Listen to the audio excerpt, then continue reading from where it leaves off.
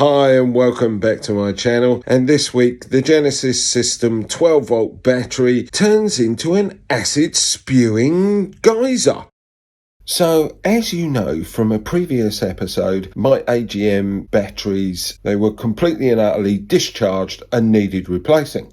So, I went out, decided to buy some batteries which were lead acid. So, I bought these two batteries, and apparently they're okay for being a leisure battery. They're also okay for being a cranking battery for 900 and something amps. I went, I know, because the Genisys system has a button. So when you press the button, the solenoids activate, and I can have 300 amps via a fuse and the solenoids linking the auxiliary battery in the back to cranking battery in the front. So I thought to myself, this is a good idea. I don't have to use it, but if I need to use it, I can. And it's going to preserve the life of the cranking battery.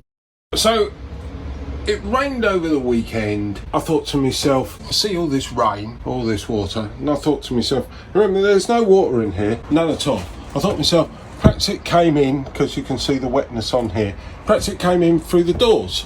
If that was the case, how did it get up there? You know, and all the way up there. So it's got nothing to do with the doors. And, wow, how strange. I have no clue how this water got here. Just really strange. Really strange. So I'm basically going to have to take this steel structure out a little bit ahead of time. So what I'll do is I'll remove this, remove all this, because I want to retain this, because this is very, very good. Then I can take this sheeting off, take the remainder of the sheeting off here. I'll have to take all this down,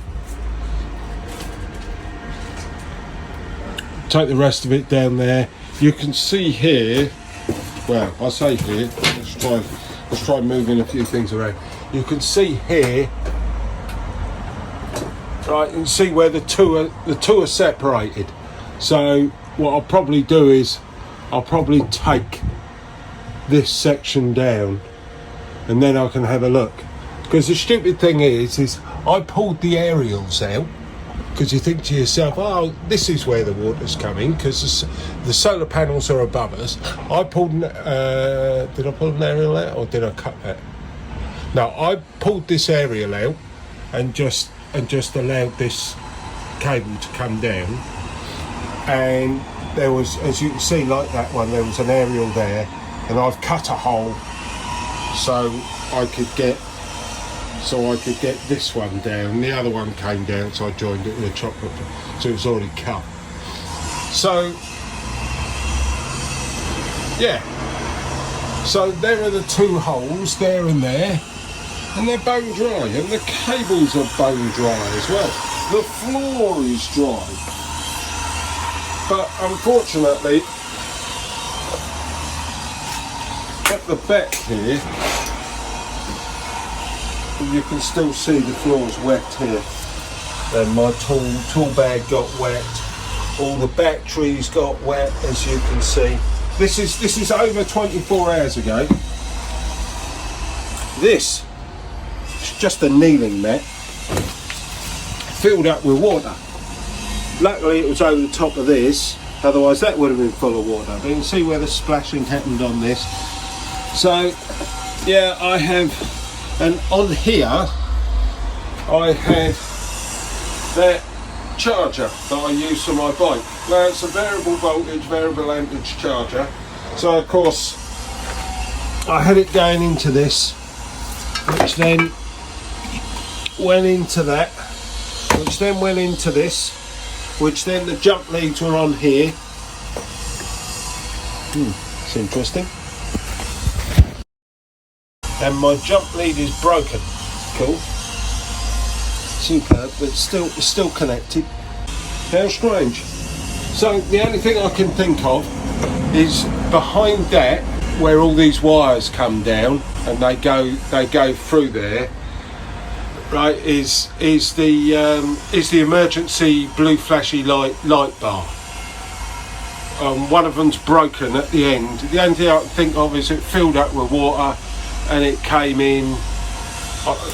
It must have been like hurricane weather, so it just literally blew it in. It's the only thing I can think of. You can see this.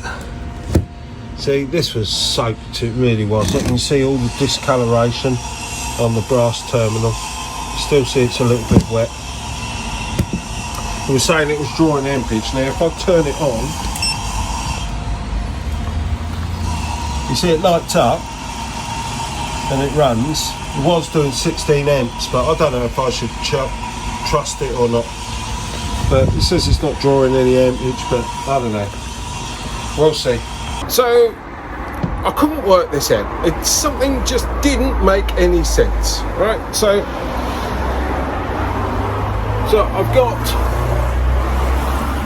I've got like water stroke something up here, and it's all the way, or it was up here, it was on the ceiling up here, but you can see this is the residue of it. There's more over there, right? Here's a new battery. Sorry about the shaking. See if I can dig it. Here's a new battery, and you can see the battery is like covered in water, right? But I couldn't work it out, and I found this, glows green, and I found it there. And I'm thinking to myself, why is that out? Because I'm thinking to myself, I've got a water leak. Didn't have a water leak before, but all of a sudden I've got a water leak now. Also, I had this jump lead on.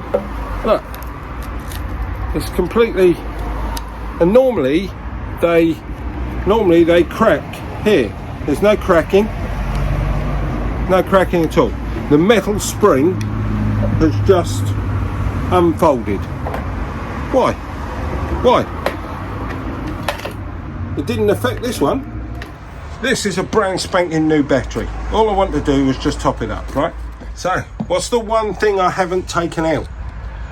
The transportation plugs, which allows this to breathe. And what was the one thing I was doing?